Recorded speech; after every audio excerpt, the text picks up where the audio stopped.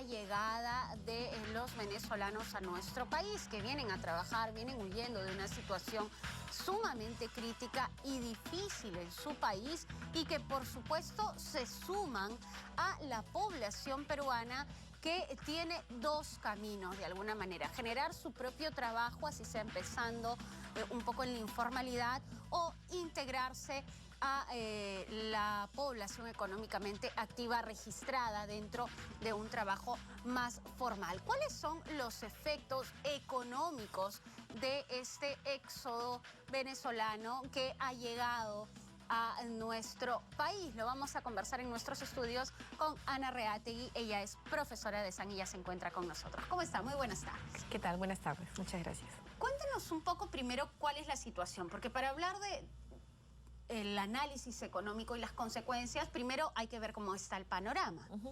Bueno, esta es una situación que ha venido discurriendo en los últimos 3 o 4 años. Paulatinamente nos hemos ido acostumbrando a la presencia de venezolanos en Lima, vamos a decir que es donde usted y yo vivimos, pero también en Arequipa, en Trujillo, en otras ciudades, en Huancayo. Nos hemos ido acostumbrando, pero lo que ha pasado en los últimos meses ya ha sido la consecuencia de una serie de problemas en ese país y el ingreso ha sido masivo, ¿no es cierto? Entonces es como que en un momento en el tiempo, en un periodo bastante corto de pocos meses, hemos visto un ingreso impresionante de gente. Yo creo que el Perú ha estado siempre acostumbrado a tener personas que migran. Así es. ¿No? Siempre mi primo se va a Italia. Todo el mundo conoce a alguien que vive fuera. Exactamente. Siempre hemos estado por décadas acostumbrados nosotros a migrar buscando una oportunidad de trabajo, una vida mejor en el extranjero. Por primera vez nos encontramos frente a la situación inversa, es decir, de, entre comillas, nosotros ser un país un poco más estable, en donde se puede vivir mejor, frente a una situación como la de Venezuela. Entonces no estamos preparados no hemos estado preparados para una situación como esta en los últimos meses, y sí es verdad que tiene diversos efectos. Un efecto es lo que está sucediendo en el norte del Perú. A veces solamente estamos hablando de Lima, claro, de lo que nos está sucediendo a nosotros, los que vivimos aquí, pero deberíamos ir bajando un poco desde Tumbes, Piura, Trujillo, Chiclayo, etcétera, y los vemos en éxodo prácticamente, llegando algunos en buses, otros caminando como puedan, pidiendo aventones por la carretera. Lo que sí es cierto es que están generando una dinámica económica diferente. Los hostales o los hoteles, por ejemplo, en el norte del país están completamente llenos. Normalmente uno está acostumbrado a tener una persona en una habitación, ahora los tenemos 3 o 4 alquilando un hotel, claro, y las personas han encontrado, los dueños de los hoteles han encontrado que poniendo 2 o 3 tienen el hotel por habitación, tienen el hotel completamente lleno. Y claro, desde ese punto de vista para ellos es un aire de demanda que no tenían, ¿no? Y de pronto los vemos con sus restaurantes, pequeños restaurantes o tiendas o bodegas u hoteles completamente llenos. Es decir, es favorable. Tiene un impacto, vamos a decir, en este caso, un impacto dinámico en la economía, ¿no? Entonces, que va bajando paulatinamente.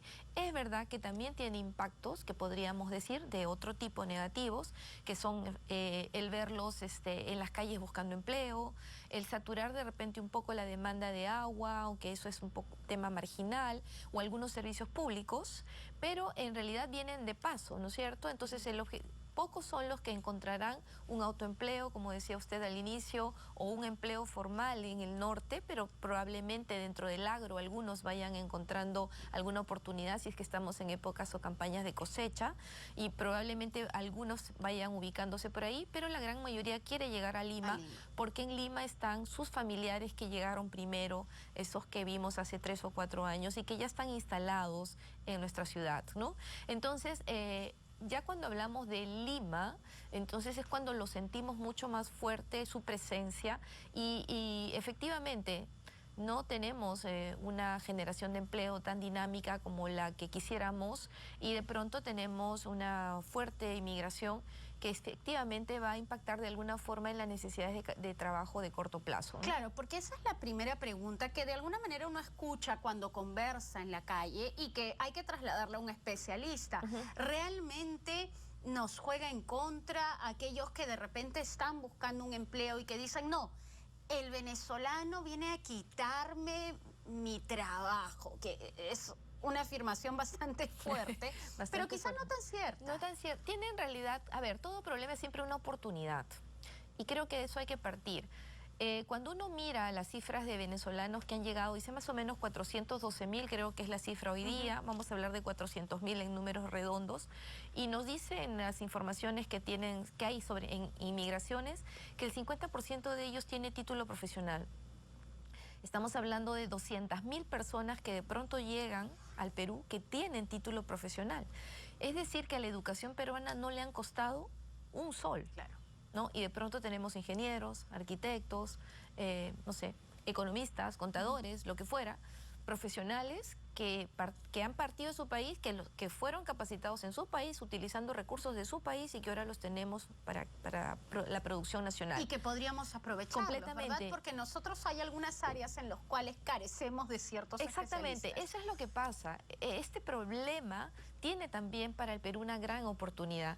Imagina todos los profesionales que tendría que sacar la universidad peruana en general, ¿no? Y de pronto llega un capital humano que ya el Perú había perdido en los 80s y 90s, llega un capital humano formado, algunos con títulos de lo más altos, hasta doctores, ¿no es cierto?, que ingresan y que quieren trabajar en lo que fuera, ¿no? Y están dispuestos efectivamente hasta hacer labores muy sencillas, hasta hacer labores más altas. Si uno lo tomara desde un aspecto positivo, de pronto tienes un capital humano que podrías realmente utilizar y direccionar adecuadamente. Lo que se necesita, como siempre, es gestión de ese nuevo recurso humano.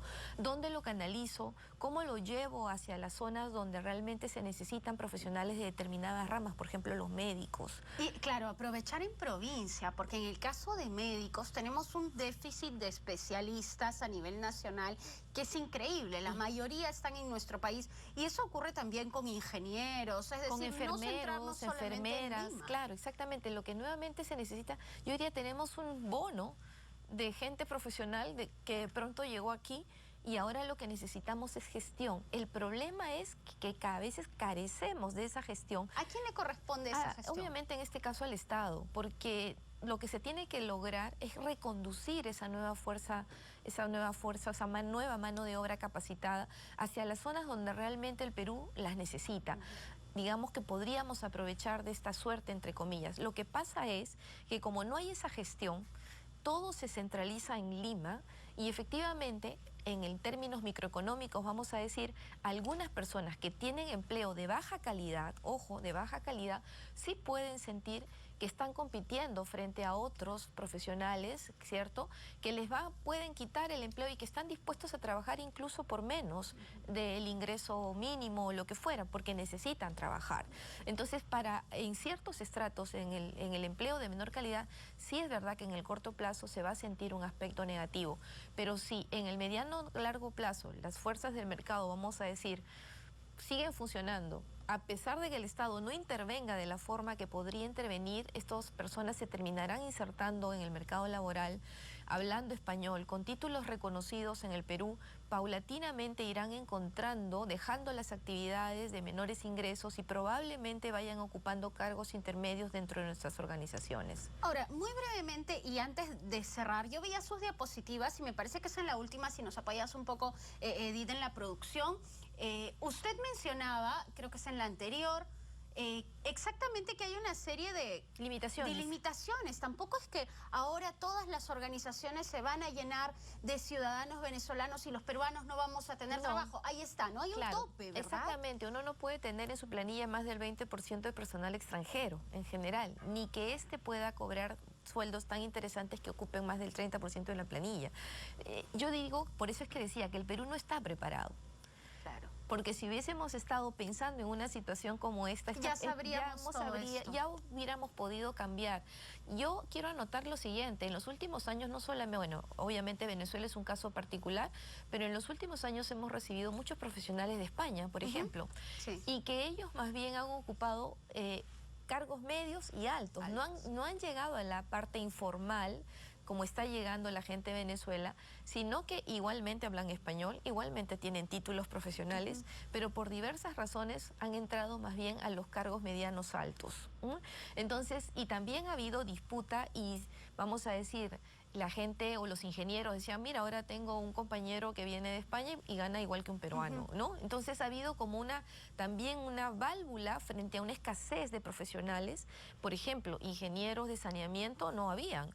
Entonces, ¿quiénes han ocupado esos cargos en buena medida? La inmigración, en este caso inmigración española. Entonces, yo creo que lo que necesitamos, más allá de... Estamos frente a un problema, es verdad.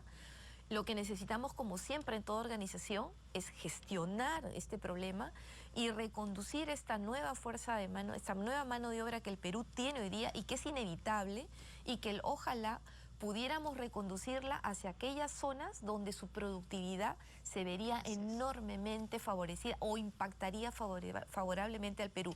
Mientras esté aglutinada en Lima, es probable que nos sintamos un poquito mal frente a un problema mal gestionado. Bien, señora Reategui, muchísimas gracias por estar aquí con nosotros porque, vea, mire, nos ha explicado algunas cosas que nos ayudan a salir de la ignorancia en algunos ámbitos, ¿no? Y hay que pensar siempre lo que conversábamos al inicio. Todos conocemos a alguien que por A o B circunstancia se fue del Perú, decidió hacer su vida en otro lugar y ahora es un profesional o tiene un negocio, es alguien que se desarrolló y que aporta a la economía y al dinamismo propio de la ciudad en la que vive. Hay que ver de esa manera la situación y, por supuesto, también de alguna manera presionar al Estado y a las instituciones indicadas para que ordenen la situación, para que ordenen la casa. Muchísimas gracias por estar con nosotros a la señora Reategui y este fue nuestro bloque Más que Economía de esa.